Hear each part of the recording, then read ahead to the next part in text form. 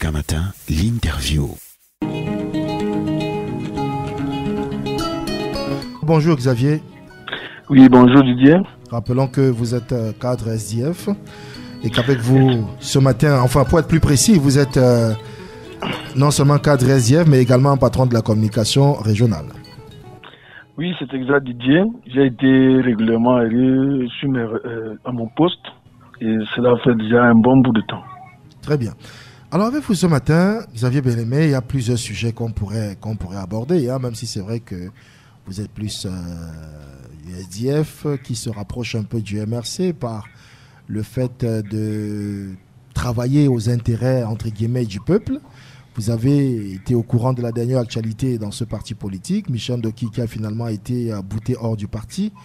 Est-ce que pareil événement serait dans les mêmes circonstances arrivé au SDF de Denis John Frondi de son vivant? J'aimerais d'abord d'emblée dire que si le SDF pouvait travailler avec le MRC, ce serait une très bonne chose d'abord. Parce que dans l'environnement politique qui est le nôtre au Cameroun, c'est de bon augure et de bon ton que les partis politiques qui ont une vision commune qui est celle de l'opposition de pouvoir apporter un changement véritable dans notre pays puissent travailler de manière intelligente pour pouvoir trouver des solutions définitives afin de nous débarrasser de l'ordre de 82 qui ne cesse de nous pourrir la vie depuis 41 ans. Et pour continuer, la situation au MRC, dont je n'ai pas vocation de pouvoir me mixer dans les affaires internes d'un parti politique, mais tout au moins, je vais préciser une chose, c'est que le MRC, il faut voir les réactions. Il y a eu 34 hauts cadres dans le SDF qui ont été exclus du parti. Et vous savez, comme disait Sékou Touré, dont je vais faire son assertion, la mienne, qui disait qu'à chaque fois que il pose un acte qui est réprimandé par l'ordre colonial, ça lui rassure qu'il est sur la bonne voie. Mais si un jour que ses concitoyens guinéens se rendaient compte que quand il pose des actes publics et que l'ordre colonial apprécierait, ça veut dire qu'il a trahi le peuple. Et je dirais pour le Cameroun que l'ordre politique qui est là depuis belle lurette est un ordre néocolonial. Et ça m'inquiète parce que quand on a exclu dans nos 34 au cadre du parti, le RDPC en l'occurrence, ses communicateurs se sont félicités. Ils ont apprécié, félicité ceux du SDF qui ont pris une telle décision grave. Et c'est la même chose avec le MRC actuellement. Quand le MRC a exclu Madame Ndoki, dont je n'ai rien contre, et vous voyez la réaction des communicateurs du RDPC est de condamner. C'est-à-dire que c'est un crime d'exclure un cadre et que c'est une très bonne chose d'avoir exclu 34 au cadre dans un parti politique. Vous voyez donc que cela démontre à suffisance, sans me mêler des affaires internes de ce parti politique, je m'interroge et ça m'inquiète. L'attitude du RDPC devient inquiétante. Ça veut dire que le MRC, en prenant une telle décision, était sur la bonne voie. Et puisque ça ne satisfasse pas l'ordre gouvernant, qui est essentiellement néocolonialiste, et que OSDF, les 34 au cadre, cette décision de les exclure a été dans le sens de servir les intérêts de l'ordre gouvernant, puisqu'ils s'en réjouissent et boivent jusqu'à la liste. Il y a peut-être que ça participe justement de l'inclusion politique, si je me permets l'expression, pour dire que on a beau être d'un parti, ça n'empêche pas qu'on donne son opinion sur ce qui se passe dans un autre parti, non? C'est pour le Cameroun. Oui, effectivement, ça n'empêche pas parce que moi, depuis le début, je me suis abstenu de réagir des affaires internes d'un parti politique. Ils sont libres de faire ce qu'ils veulent. Mais ces deux images dont je venais de faire cas m'interpellent en tant que citoyen camerounais que pourquoi est-ce que un parti aussi très fort et puissant comme il se bombe le torse peut-il se réjouir des situations similaires, mais selon le parti politique, il s'en offusque, il se réjouit à gauche et s'en offusque à droite. Je pense que cela relève de la discipline de ce parti. Qui internes sont libres d'exclure qui ils veulent. Il revient uniquement aux militants de cette association de juger l'opportunité d'une telle décision ou pas. Et tout comme moi, je suis militant du SDF, il était de bon ton que je condamne l'exclusion des 34 au cadre. Pour faire cadre au petit niveau que je suis, ça a pris des années pour mon parti, pour me former. Alors, si un parti politique décide d'exclure comme ça 34 à la fois, et que les gens dansent, boivent, mais il revient à chaque organisation de s'organiser comme elle veut. Donc, je ne veux pas ici juger les actes posés par un parti politique qui est un parti comme... Ouais, j'étais en train de dire que à ma qualité de militant de l'opposition, je n'ai pas pour vocation de pouvoir m'immiscer dans des affaires internes d'un parti politique.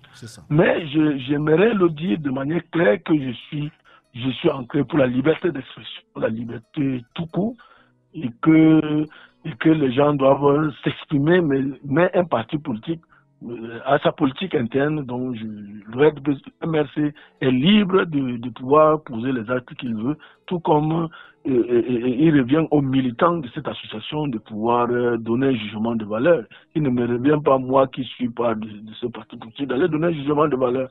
Donc, et que au SDF, je me suis insurgé.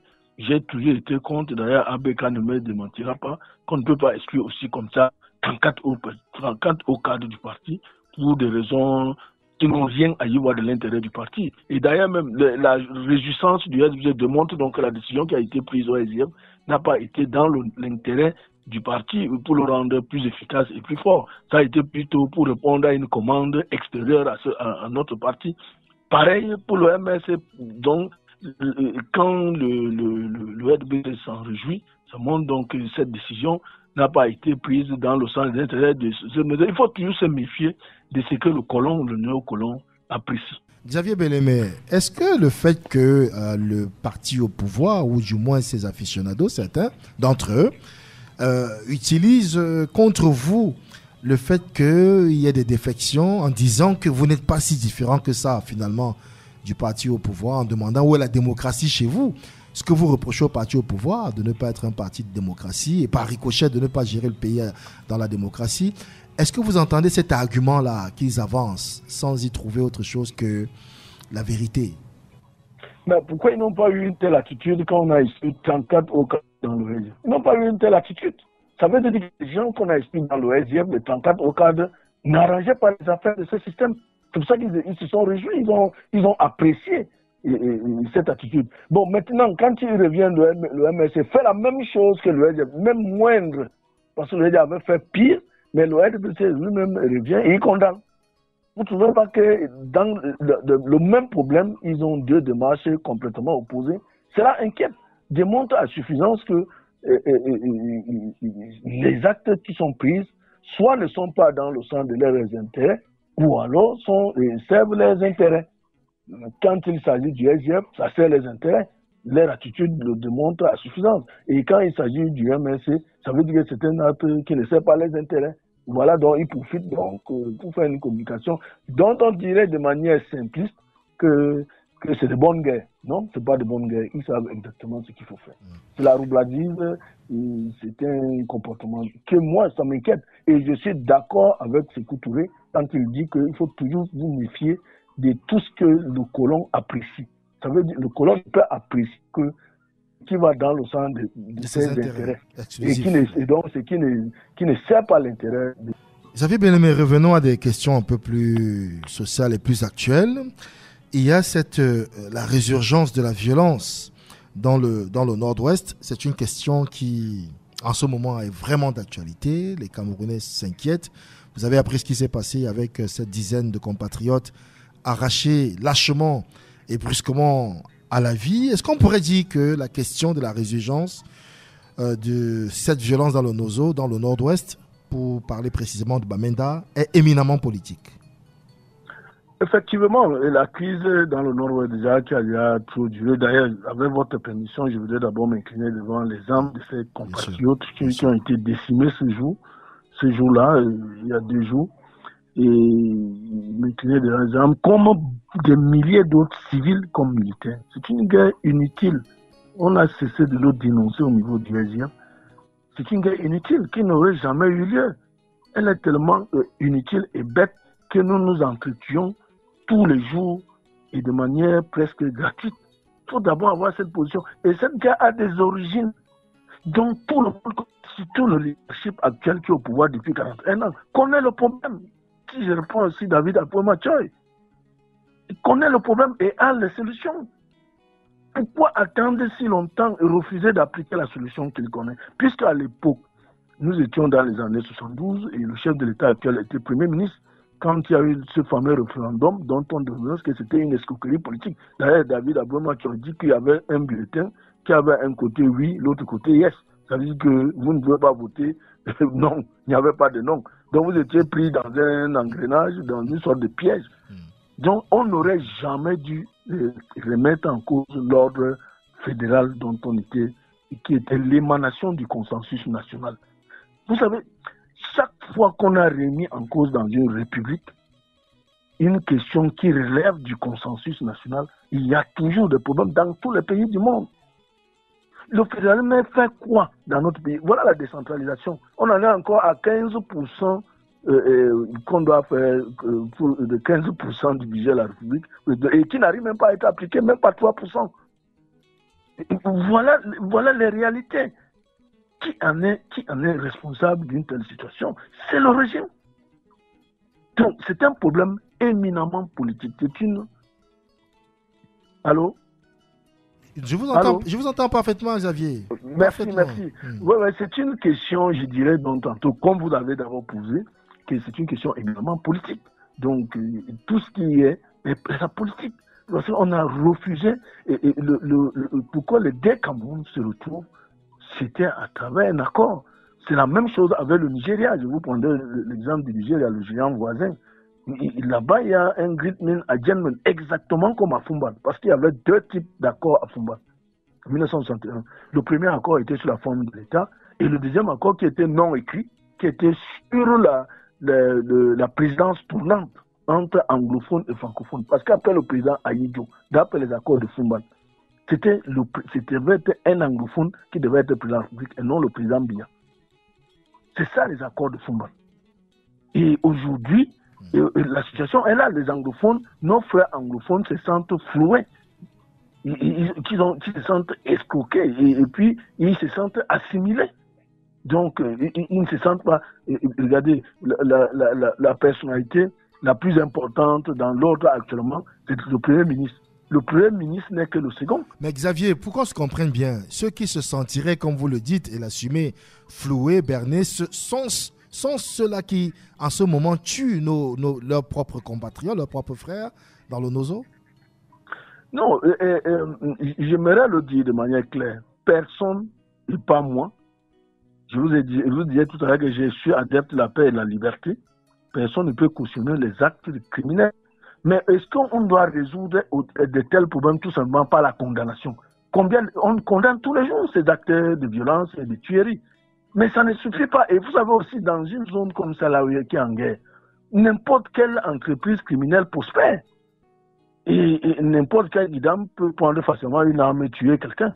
Et il sait que basta à la base la guerre du plus fort. C'est la loi du plus fort qui règne. Donc, on ne devait pas arriver là-dedans. On ne devait pas arriver à ce niveau de violence qu'on a dans les deux régions, qui ont déjà tué des milliers et des milliers de Camerounais, des civils comme militaires. Donc, on devait éviter ça. Mais on peut toujours arrêter la saignée. Il n'est pas peut-être trop tard, mais on peut toujours arrêter. On peut toujours arrêter. Donc, vraiment, refaisons, en arrêtant comment? En faisant un véritable dialogue inclusif. C'est notre position que nous avons toujours défendue. Un véritable dialogue inclusif avec les protagonistes eux-mêmes. D'abord, il y a eu une offre de médiation, plusieurs offres de médiation suisses et canadiennes. Malheureusement, l'ordre gouvernant a toujours condamné. Ces médias, il est mieux réglé. D'ailleurs, le chef de l'État lui-même s'est toujours positionné comme le mendiant de la paix. Moi, je ne comprends pas comment c'est lui-même dans son propre pays, il ne peut pas avoir ce degré d'être le véritable mendiant de la paix pour travailler dans le sens où la paix revienne dans notre pays. Qu'est-ce qu'on dit? Non, il faut d'abord qu'on dépose les armes. Et c'est quand les gars avaient pris les armes, ils avaient d'abord demandé l'avis de quelqu'un pour dire que bon, nous avions donné notre accord, maintenant arrêtez. Non, il faut négocier et trouver des solutions pérennes pour qu'on n'en revienne plus. C'est tout. Et faire et procéder à des réformes politiques profondes. nous, par exemple, nous sommes un parti fédéraliste. Nous avions évolué au lieu d'un fédéralisme à 2 États, nous avions évolué à un fédéralisme d'abord de 4 États, et puis aujourd'hui, nous sommes à la dernière élection présidentielle, nous étions à 10 États. Donc, 10 États fédérés, c'est la véritable décentralisation. C'est la phase la plus finie du système décentralisé. Que le pouvoir revient au peuple, comme notre slogan le dit souvent, pouvoir au peuple, power to the people. Voilà comment nous voyons les choses. Donc, il faut qu'on arrête tout cela. Donc, cette situation ne peut revenir que dans le... Et tout à l'heure, j'étais en train de prendre un exemple le Nigeria, qui est notre voisin, où là-bas, ils ont fait le gentleman agreement comme nous. Et à chaque fois qu'on a essayé de toucher à cela, ça crée une guerre civile, la guerre du Biafra. Il y a eu des millions de morts. Et donc, le consensus, il ne faut jamais remettre en cause un consensus national. Quand on s'est entendu sur certains principes pour fonder notre État, il faut que voilà, il faut qu'on reste respectueux de cette entente. Et chaque fois qu'on les viole, au Nigeria, vous voyez, au Nigeria, c'est un géant. Le Nigeria, c'est plus de 200 millions d'habitants. Avec la capacité électorale au Nigeria, c'est plus de 100 millions d'électeurs. Et qu'à une élection, il y a moins de 80 millions à 100 millions qui prennent part. Et qu'à 20h, 22h plus tard, le vaincu a déjà appelé le vainqueur. Pour le féliciter. C'est ça. Et donc, c'est fait de manière respectueuse de la règle établie, de l'entente d'abord. On s'est entendu que c'est comme ça, le consensus. C'est comme ça que les États se construisent à la base des consensus. Pourquoi nous, c'est si difficile? On veut seulement qu'on nous impose la volonté d'un individu. Un individu n'est pas un État. Le Cameroun, c'est minimum 30 millions d'habitants. C'est les 30 millions d'habitants qui doivent s'entendre que nous allons désormais gérer notre pays comme ça. Et nous allons nous entendre et puis ça passe. Vous voyez, au Nigeria, là, ça change toujours. Quand il y a un président nord-musulman du Nigeria, et après sa présidence, c'est toujours un sur-chrétien animiste qui devient président et il respecte cette disposition et ils n'ont pas de problème. Et le Nigeria est la première puissance de l'Afrique. La première puissance militaire et économique. De l'Afrique. C'est une grosse puissance. Parce que là-bas, les gens travaillent pour construire un État et non pas pour construire un individu ou des groupes des individus comme ça se passe chez nous. Les gens passent le temps à faire du trésor public en le transformant en une manne... propriété privée. À l'air mamelle nourricière. C'est ce que vous voulez dire autant pour moi. Et propriété privée, comme vous le dites, c'est vrai. L'air mamelle nourricière, à chaque fois courir les 5 de trésor public, en faire une affaire privée, comme vous le dites. Et c'est vrai. On va construire notre pays quand partout dernièrement, l'honorable Jean-Michel Ntier venait de dénoncer et dans une question orale à l'Assemblée face au Premier ministre. Le Premier ministre, le pauvre type, je ne l'en veux pas, il a que balbutier et essayé de convoquer des choses qui n'avaient pas de sens parce que la pertinence des propos de l'honorable Ntier était telle qu'il avait du mal à pouvoir trouver des réponses exactes. Mais ça démontrait cette volonté tout au moins de travail. Si on travaille dans ce sens et que chacun réponde de ses actes et qu'il soit responsable des actes qu'il pose, notre pays va avancer de très loin. Rien que le Nigeria même, si on ouvre même un partenariat avec le Nigeria économique, rien qu'avec le Nigeria dont nous partageons plus de 1000 km de frontières, mais le Cameroun aura un point au moins, on peut atteindre les 10 points de croissance économique et que le pays peut évoluer. Même avec l'Afrique de l'Ouest, nous sommes même, et notre position géographique en Afrique nous permet d'être en même temps Afrique centrale et Afrique de l'Ouest. Voilà. Donc nous pouvons être membres de la CEDEAO que de rester en Afrique centrale où les gens ont des égos qui sont surdimensionnés, qui ne comprennent rien dans l'évolution du moment. Merci. C'est moi qui vous dis merci. Merci Xavier, merci. Et à très très bientôt en présentiel sur ABK. Merci beaucoup, je serai présent. À chaque fois que vous aurez besoin de nous, nous serons là.